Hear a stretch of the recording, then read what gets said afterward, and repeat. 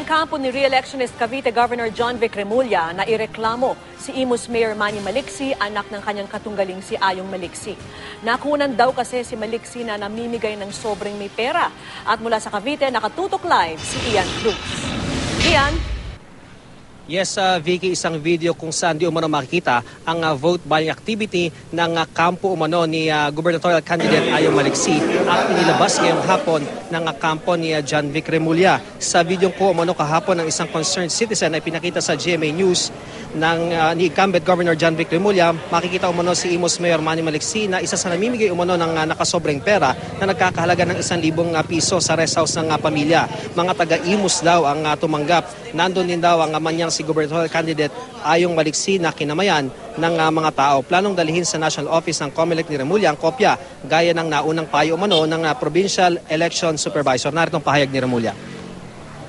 Sana itigil natin to. Walang magandang mangyayari sa pagbibili ng boto.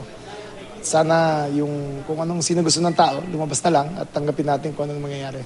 Namimigay po yung mga tao nila, tapos ando sila sa loob ng kwarto, isa-isa po sila kakamayan.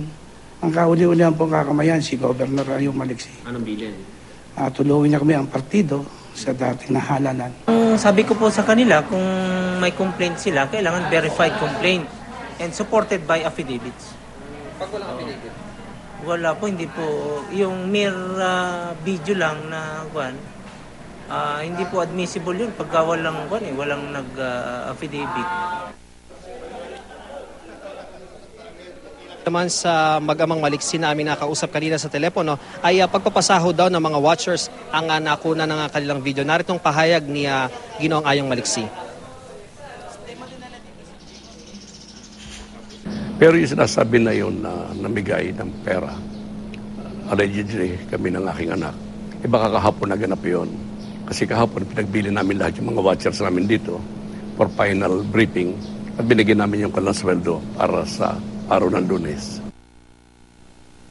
Vicky, tuloy-tuloy nga yung meeting de avance ng iba't ibang mga kandidato dito sa Cavite. At dito sa Cavite City ay nakatakda nga yung tinatawag na meeting de avance ng Liberal Party sa panguna ni Ayong Maliksi. Yung grupo naman, itong si John Vic Remulla ng Lakas Magdalo ay magkakaroon din ng meeting de avance sa General Trias, gayon din sa Amadeo sa Cavite at gayon din sa Imus sa Cavite magtatapos yung kanilang meeting de avance. Balik sa iyo, Vicky. Maraming salamat sa iyo, Ian Cruz.